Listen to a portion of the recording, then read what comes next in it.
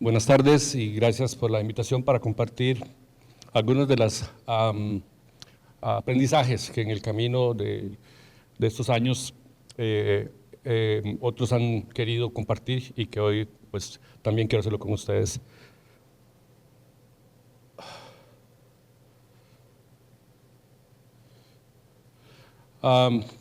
Yo les hablo desde la plataforma de Regenby, que es Regenerative Built Environment,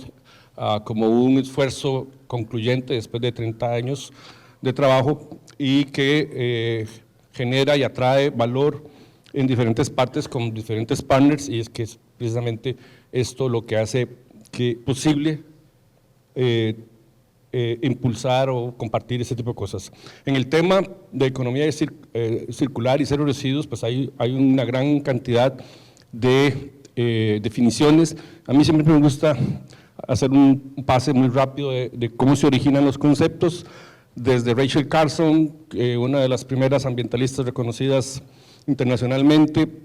pasando por varios autores, varias investigaciones. Resalto los límites del crecimiento del grupo de Donella Meadows y su equipo, y Nuestro Futuro Común, que es donde por primera vez se habla política e internacionalmente de sostenibilidad, y una serie de otros investigadores que van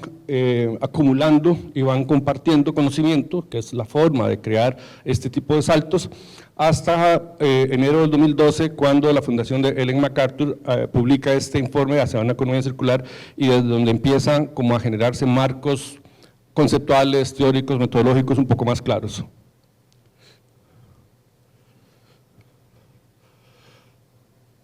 Precisamente de ellos parte en una conceptualización que le llaman el diagrama de mariposa, para entender que la circularidad compone dos temas: uno que es técnico, o una serie de ciclos técnicos, y una serie de ciclos naturales, desde donde se puede analizar el proceso de circularidad de cualquier producto que generamos nosotros los humanos. No me voy a detener mucho sobre eso porque quiero avanzar, pero uno de los primeros principios de la economía circular es la eliminación de residuos y la contaminación, y en el gremio o en la industria en la que nosotros nos manejamos, el propósito es diseñar desde un inicio para evitar residuos. Entonces, a partir de ese principio, una de las premisas es que uno diseña evitando residuos como parámetro de diseño. El segundo principio es el aprovechamiento al máximo del valor que tienen los productos, y por lo tanto se diseña desde un inicio para el reuso y preservación de ese valor. Significa que tenemos que poner toda nuestra atención para que la perdurabilidad del valor sea un criterio de diseño y no la obsolescencia programada que tienen algunos productos o la corta vida de muchos de estos. La forma más eficaz en este sentido de conservar valor es mantenerlos y reutilizarlos. En el ciclo técnico, compartir de modo que los usuarios tengan acceso a un producto, reutilizar mediante la reventa o ciclos de mantenimiento, reparación y reacondicionamiento pueden ser algunos de estas estrategias para vincularse dentro de estos ciclos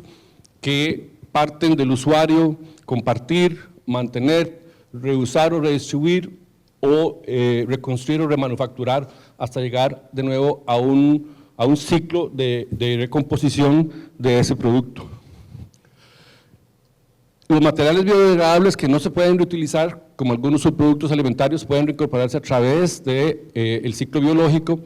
en donde en este caso se generan cascadas de extracción de la materia prima bioquímica y va girando en distintas partes, de manera que lo que no se puede de una u otra forma incorporar dentro del ciclo técnico, y en la medida en que el producto tenga mucha más base biológica, mejor se va a reincorporar también dentro de ese otro ciclo. Algunos productos pueden circular a través de ambos ciclos, pueden mantenerse, reutilizarse, repararse, reciclarse, pero finalmente regresan al ciclo biológico del que provienen, siempre y cuando desde el inicio en su diseño sus componentes estén pensados para permitir ese proceso, y no en un desecho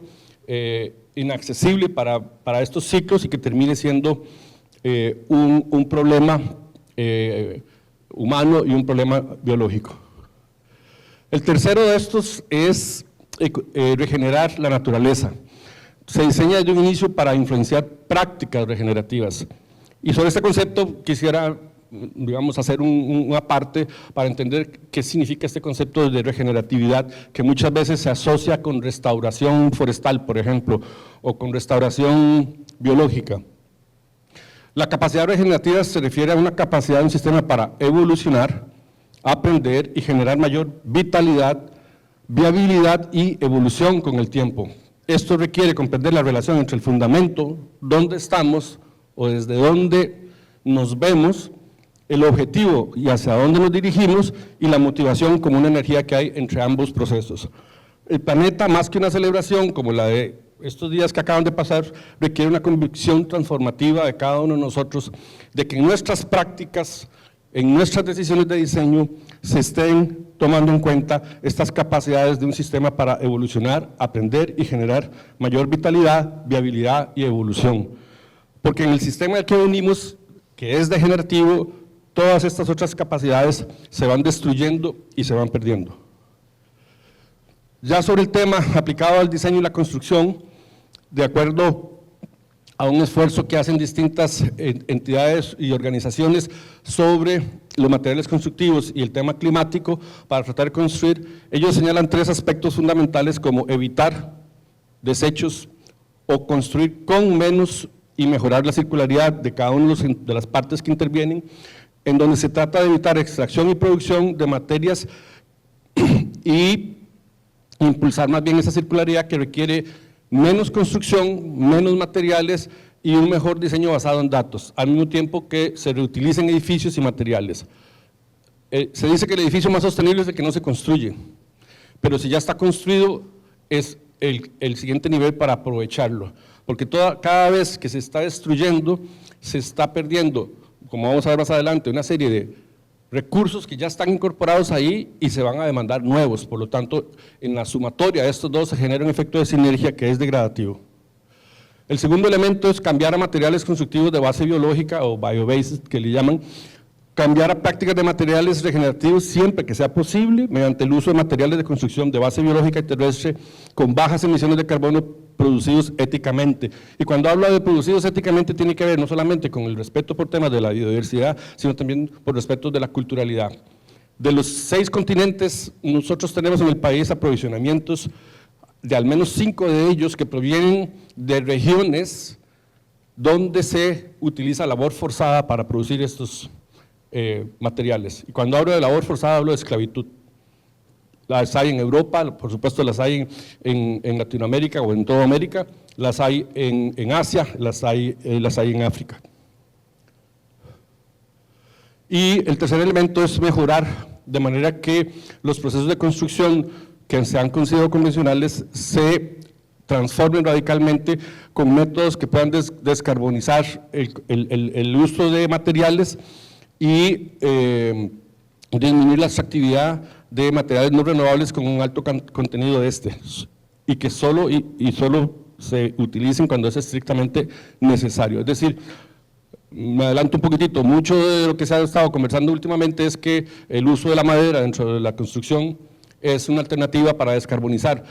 pero no se puede hacer un edificio 100% de madera porque siempre se va a ocupar acero y concreto. Entonces lo ideal es que estos otros dos se utilicen de la forma más racional, de la forma más optimizada, de manera que en la combinación siempre resulte una reducción sustantiva de ese tipo de huellas. Esta misma gente nos proporciona una gráfica de transición de materiales constructivos a un futuro bajo de carbono, donde se pueden apreciar distintos tipos de materiales. Bueno, la gráfica no es muy clarita, pero las huellas de mayor tamaño en los años anteriores son aquellas que hay que ir reduciendo, como el acero, el concreto, el aluminio y otros, y por el contrario, algunos otros, como las maderas en sus diferentes modalidades, deberían irse incrementando como parte de esa transición. Algunas estrategias en edificaciones, más allá de los materiales, también nos hablan de una serie de ciclos y procesos en donde conservar, como les decía, es como el primer núcleo de trabajo desde el que deberíamos partir. Es decir, antes de desechar, deberíamos conservar infraestructura existente. Estamos hablando sobre todo a nivel urbano, a nivel ciudad, que es donde tenemos la mayor densidad de las problemáticas, pero no exclusivamente de zonas urbanas. Y en esa conservación, el propósito de diseñar en capas. Diseñar en capas es la estructura, la envolvente, los sistemas, etcétera, etcétera, etcétera, de manera que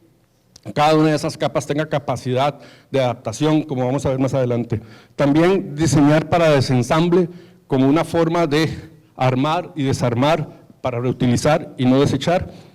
Diseñar para la adaptabilidad que puede tener sentido dentro de la sucesión, digámoslo así, edilicia por los distintos usos y vidas de uso que puede tener una edificación. Obviamente diseñar sin residuos y promover la transformación de manera que la flexibilidad en el uso y en la combinación de urgencias o de necesidades que se pueden estar dando en la vida del edificio le permitan transformarse. De conservar, que compone estas 5 áreas, también avanzamos hacia la rehabilitación, es decir, edificaciones que pueden todavía estar en uso y se pueden rehabilitar, siempre van a ser preferibles a una nueva. Igual renovar, recuperar, reutilizar, refabricar y finalmente reciclar. Son algunas de las lógicas que se pueden y se deben seguir en esto. Algunas estrategias como el retrofitting, por ejemplo, comprende oportunidades de reutilización adaptativa que ayude a los equipos de proyectos a identificar aquellas tipologías de edificios que tenemos con el peor rendimiento. Estudios señalan que las oficinas, las escuelas, las instalaciones de cuidado de salud, hoteles y comercios, en ese orden, son los que tienen mayor oportunidad de intervenirlos para mejorar sus capacidades de reutilizarlos adaptativamente. Este, por ejemplo, es un museo en San Francisco, que originalmente era una bodega, y esa reutilización adaptativa permitió incorporar algo que estaba en desuso, en algo que hizo una puesta en valor, además, de tipo cultural y artístico para la sociedad.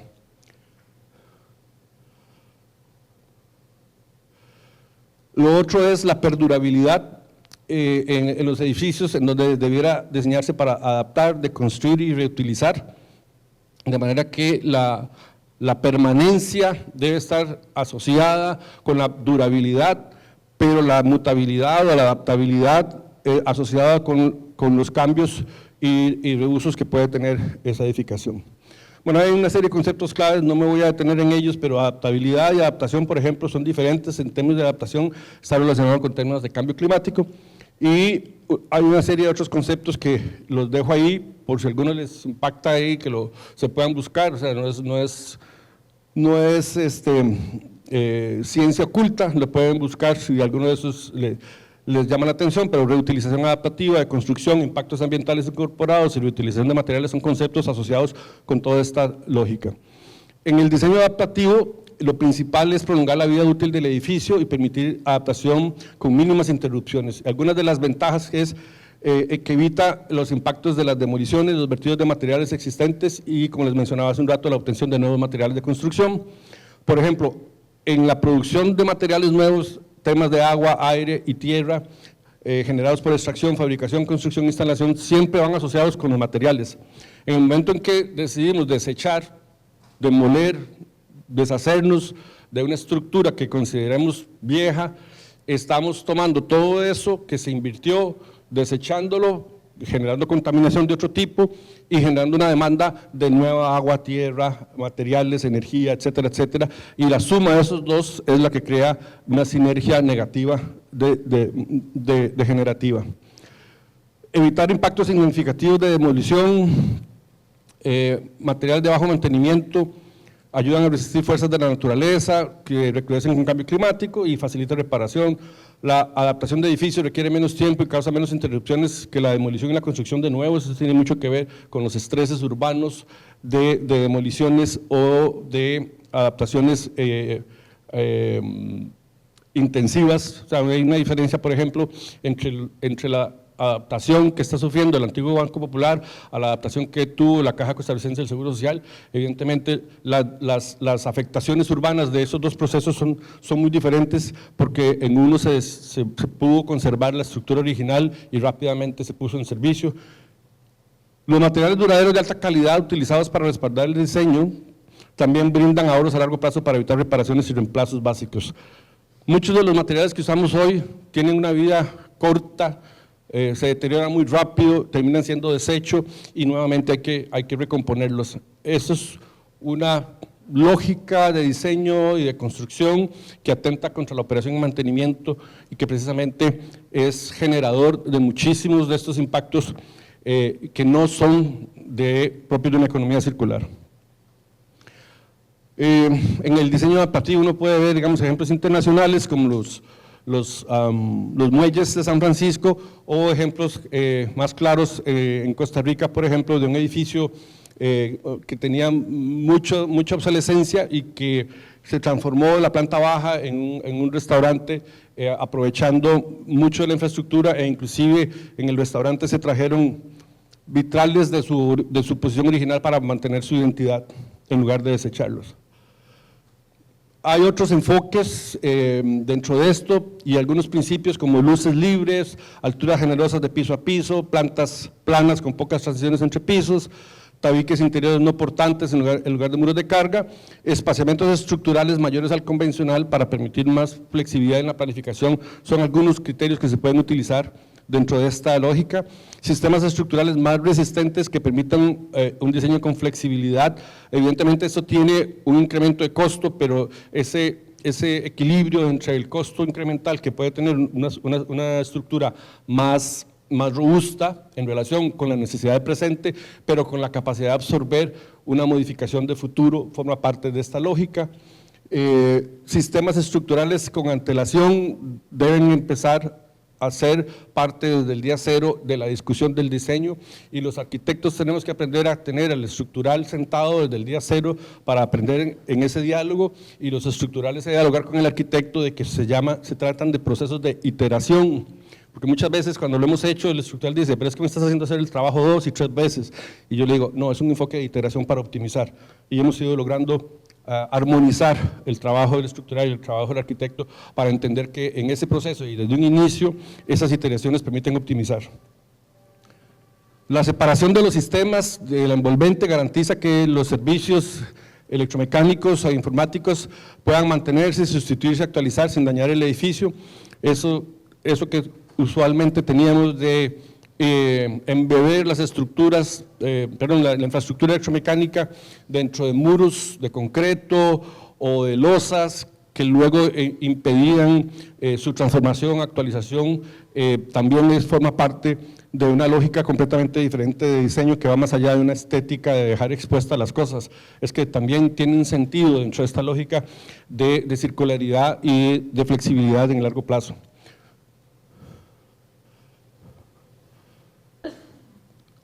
Otro enfoque es el diseño modular, que tal vez algunos conocen acá porque hasta una norma de INTECO existe que se le llama diseño por coordinación modular, que a veces ha costado un poco que se comprenda de qué va o de qué se trata. No es solamente en contratarle a la empresa de productos de concreto el prefabricado, el entrepiso dimensionado a la estructura. La coordinación modular es una propuesta que parte desde el inicio del diseño para articular 2, 3, 4 o más sistemas dentro de un concepto de modularidad, y que normalmente obedece a procesos de prefabricación y ensamble, o lo que vamos a ver dentro de un ratito, diseño para manufactura y ensamble. Pero en términos generales, los elementos de construcción modulares prefabricados fuera de la obra se construyen como componentes no volumétricos o como unidades volumétricas. Lo no volumétrico es, digamos, la parte, y la volumétrica es el todo. En esto uno tiene que diferenciar entre qué es un material y con ese material qué parte o componente logro construir, qué sistema o qué objeto. Entonces al final hay un rango de diseño de elementos no volumétricos, modulares o completamente volumétricos. La construcción modular volumétrica implica prefabricación de obras tridimensionales y la no volumétrica prefabricación fuera de obra. Estos son algunos ejemplos de esto. Y el diseño para manufactura y ensamble, algunos principios que tampoco voy a recitar, pero que son criterios que sí son fundamentales para poder ubicarse dentro de esta lógica para lograr la máxima eficiencia del diseño y que da paso a algo mucho más avanzado con lo que voy a ir terminando, que es el Integrated Design Delivery, que es el diseño integrado para entrega, que tiene que ver con procesos de robotización, automatización, microfábricas que llegan al sitio y se instalan con un software y empiezan a hacer la fabricación a través de elementos robóticos que preparan todos los elementos en sitio, de manera que ahí llega materia prima, la robótica lo ensambla y con ese ensamble se pueden producir variaciones de modulares de distintos tipos de edificios o barrios o hasta ciudades. Esto llega simplemente en un contenedor, el contenedor trae la microfábrica o el robot, se le alimenta con la materia prima, estos generan, digamos, los paneles y después simplemente por diseño se ensamblan. Algunos ejercicios que hemos hecho en este país en medio de las dificultades tecnológicas, como la que mencionaba don Ronald hace un rato en una conversación ahí, que siempre hay restricciones para avanzar porque hay una serie de trabas financieras, etcétera, y eso reduce las capacidades tecnológicas del país. Por 10 años hemos tratado de generar estas prefabricaciones con madera, pero la tecnología no ha estado al nivel de lo que deberíamos estar haciendo. Hay una serie de trabas legales, financieras, de todo tipo, pero hay que seguirlas empujando, ¿no? Esta es una edificación híbrida, concreto madera, que se diseñó y se construyó ahí, requiere unos esfuerzos enormes de desarrollo de capacidades locales para poder encontrar los aprovisionamientos, de documentación constructiva, para lograr finalmente llevarlos adelante. Otros ejercicios que se han hecho de prefabricación local, también con apoyos de otras empresas internacionales, o ejercicios, digamos, iniciales para adoptar tecnología como la madera contralaminada o de losas y muros con columnas y vigas laminadas para tratar de lograr edificaciones de este tipo prefabricadas que logren generar ejemplos de este tipo y que puedan resolver además problemas urbanos de San José, en donde la readaptación de los edificios recurren, por ejemplo, a sistemas prefabricados de madera para lograr una recuperación de edificio y de la ciudad. Muchas gracias.